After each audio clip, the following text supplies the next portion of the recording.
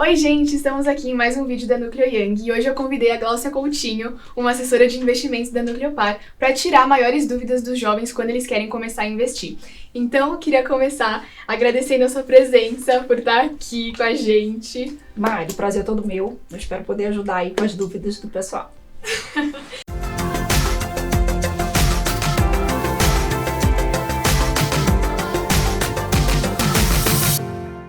Então, Glaucia, essa semana eu pedi pro pessoal do marketing colocar uma caixinha de perguntas lá no Instagram da Nucleopar para os jovens depositarem as suas principais dúvidas sobre começar a investir, para você vir aqui responder pra gente hoje. Então, primeiramente, eu gostaria de te perguntar, na verdade, para pedir para você explicar um pouco mais pra gente a diferença entre uma corretora e um banco, porque uma das minhas principais dúvidas era, mas qual a diferença? O que uma tem, o que uma outra não tem? Então, eu gostaria que você explicasse um pouquinho melhor pra gente. Mari, a primeira grande diferença a gente traz em relação à especialidade e à generalidade, né? Quando a gente tá com um problema aí, não tô enxergando direito, a gente vai para um pronto-socorro ou a gente vai para uma clínica especializada?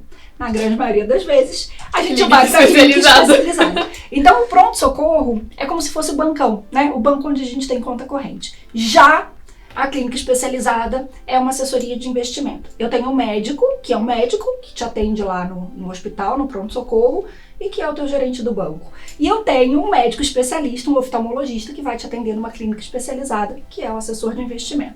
Então a grande diferença, principal grande diferença é essa. Num banco você vai ser tratado como mais um cliente, né? E ele vai te atender na parte de cartão de crédito, conta corrente, financiamento imobiliário. E na corretora a gente é especializado para cuidar única e exclusivamente dos seus investimentos. Então é importante a gente entender essa grande diferença. Segunda grande diferença, por que uma corretora e por que um banco, né? A gente olha, quando a gente está no banco, o banco vai te oferecer 5, 6 produtos de um determinado tipo. Vou dar um exemplo, eu quero investir num CDB de um banco. O banco vai ter lá 5, 6 produtos para te oferecer. Quando a gente vai para uma corretora, como ela representa várias instituições, ela capta, né? Ela é uma corretora de investimento, capta várias instituições financeiras, ela tem aí no mínimo 50, 60 produtos para estar te apresentando. Então a gente tem uma diversidade muito maior quando você está investindo através de uma corretora do que quando você está investindo com um banco. Então com certeza fica claro que uma assessoria de investimentos ela tem muito mais opções para te oferecer do que um banco. Então eu já quero aproveitar esse gancho para te perguntar. Uma das dúvidas que com certeza deve ser a principal também dos jovens é por que é mais vantajoso investir em corretoras do que em bancos? Qual que é a principal vantagem que me faz escolher uma corretora em vez de um banco? Bem, primeiro grande ponto é a questão da especialidade, né? Você vai ter mais produtos financeiros através da corretora. E um ponto importante é, quando você investe pelo banco, o banco ele tem na realidade um gerente comercial. O teu gerente é um gerente comercial. Ele te vende o produto do banco, ele tem metas para bater daquele banco, né? Então ele vai te vender só produto daquele banco. Então se você está no banco X, no banco Y, você só vai ter CDB, LCI, fundo administrado por aquele banco. Quando você está numa corretora, você tem a opção, né, através de um escritório de investimento, de ter acesso a várias instituições financeiras, desde as maiores até as menores. E aí você tem a chance de ter mais consciência, mais transparência para você poder escolher o teu produto e sim comparar a rentabilidade, saber se você está investindo no que vai te dar mais dinheiro ou não. Eu abri a minha conta na corretora, eu decidi escolher pela corretora, que com certeza, sem dúvidas, é 1000 vezes melhor do que um banco. E qual o próximo passo? Quais são o que eu preciso fazer para começar a investir?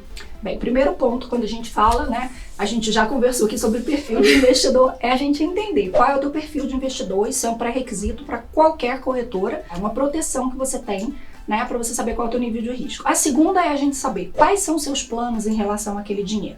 Você já tem a tua reserva de emergência, esse plano é um plano de curto prazo, de médio, de longo prazo, para quando você precisa desse dinheiro. Você precisa desse dinheiro mais para frente, você precisa desse dinheiro a curto prazo. Eu posso correr risco com esse dinheiro, eu não posso correr risco com esse dinheiro. Então tem algumas perguntas que a gente vai olhar no detalhe antes da gente pensar quais são os produtos mais adequados para você, né? Então tem uma entrevista aí longa que você já conhece o caminho. Então, perfil de investidor e objetivos que eu acho que são os principais para você abrir a sua conta. Então, abri a minha conta, já sei o que eu preciso fazer para abrir e eu quero saber se eu preciso ter um mínimo em conta, porque eu acho que esse é o medo de muita gente, ter muito dinheiro, se consegue começar a investir com pouco. Então, qual é o mínimo? Eu preciso de um mínimo? Vamos lá. Não precisa de um mínimo. E uma coisa que eu gosto de brincar, né? Outro dia eu tive uma resposta de uma pessoa que queria ser nossa cliente, mas estava morrendo de medo. Mas eu tô com o nome negativado.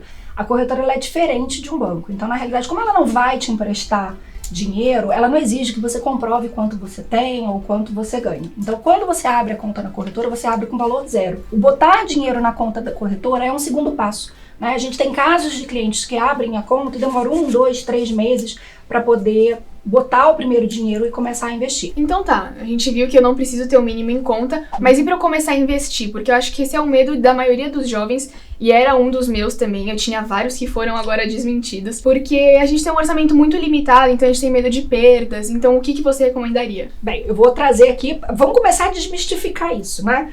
Primeira coisa, tem investimento em renda variável, tem investimento em renda fixa que você consegue fazer com R$30, com R$40, com R$10. Então as pessoas falam assim, eu preciso de muito dinheiro, né? Hoje a gente fez um lanche na hora do almoço aqui e a gente viu o seguinte, o lanche que a gente comprou, né? O que a gente pagou de lanche dava pra gente comprar 5 ações de uma determinada empresa. Então eu tenho, por exemplo, títulos públicos, né? Eu posso investir no Tesouro Direto a partir de R$34. Eu tenho a possibilidade de comprar ações, em alguns casos até com valores abaixo de R$10. Eu tenho possibilidade de comprar ETF também com valores aproximados de 10. Então assim, tem para todos os bolsos. Essa história de que eu preciso de muito dinheiro para eu começar a investir, ela é uma bela de uma desculpa para quem está com medo, né? E não quer dar esse primeiro passo. Então eu acho que a gente tem possibilidades, tem escolha e tem dinheiro e investimento, né, para a gente colocar para cada bolso. Cada um tem a possibilidade de escolher o que for melhor, né, para o teu perfil de investidor, e o assessor pode ajudar a orientar nesse momento, te mostrar quais são os produtos. Então vocês viram, né? Se você ainda não tá investindo seu dinheiro é porque você tá arranjando desculpa, porque você já poderia estar fazendo seu dinheiro render faz tempo. E a gente escuta muito renda fixa e renda variável, que são termos que as pessoas às vezes nem entendem, ainda mais um jovem que tá começando no mundo dos investimentos. Então eu queria que você explicasse pra gente um pouquinho mais sobre o que é cada renda e quais as principais diferenças e qual você recomendaria para um jovem. Uma das coisas não tem a recomendação, ou investe nisso ou investe naquilo. O mais importante é entender que os dois se compõem. Então é importante ter na carteira tanto renda fixa quanto renda variável. A gente costuma brincar e dizer o seguinte, a renda fixa é como se eu estivesse emprestando dinheiro, ou para o banco, ou para um governo, ou para uma empresa, e o governo, o banco, a empresa, num determinado momento, na data do vencimento, vai me devolver esse dinheiro com os juros. Então isso é uma renda fixa. Eu estou botando meu dinheiro, eu vou recuperar aquilo que eu investi mais os juros. Na renda variável, eu não estou emprestando dinheiro, estou me tornando sócia daquela empresa. Eu estou comprando ação de uma empresa, eu estou comprando uma cota de um fundo imobiliário, então eu estou me tornando sócia. O que isso significa? Que se num determinado período aquela empresa não der lucro, eu não tive rentabilidade naquele período. Então a renda variável é porque ela varia. Eu posso ganhar, sim, e na grande maioria das vezes a renda variável remunera mais, tá? Mas existe um risco, e aí a gente fala sobre perfil de risco, que foi a pergunta anterior, que eu posso, num determinado momento, não ter ganho, tá? Isso pode acontecer 1 ano, 2, 3, dependendo da vida, né? Da vida financeira da empresa que eu decidi investir, da ação que eu decidi comprar. Então, sim, a renda fixa ela é mais conservadora,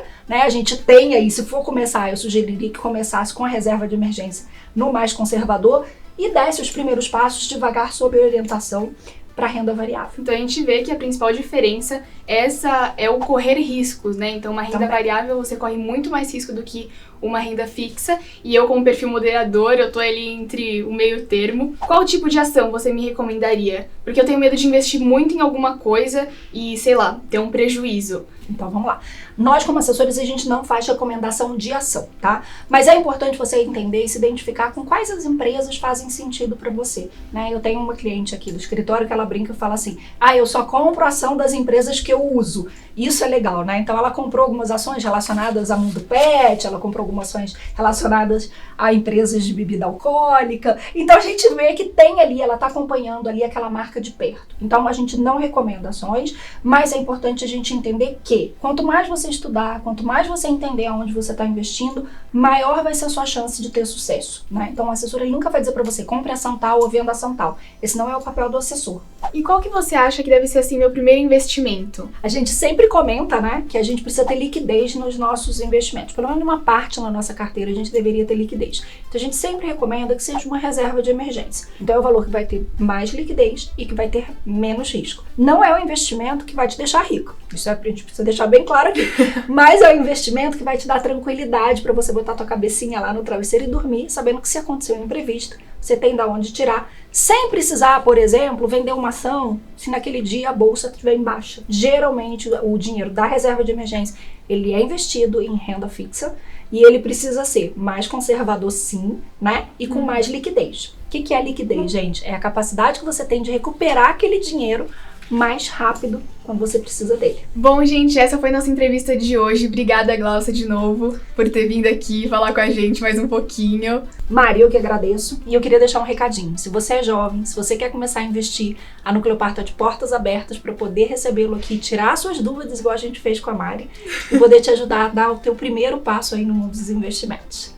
Espero que vocês tenham perdido esse medo de vocês de começar a investir e coloquem tudo o que foi dito aqui em prática. E se você gostou desse vídeo, não esquece de deixar o seu like, de se inscrever no canal e também de ativar o sininho para os próximos vídeos que virão. Te vejo lá!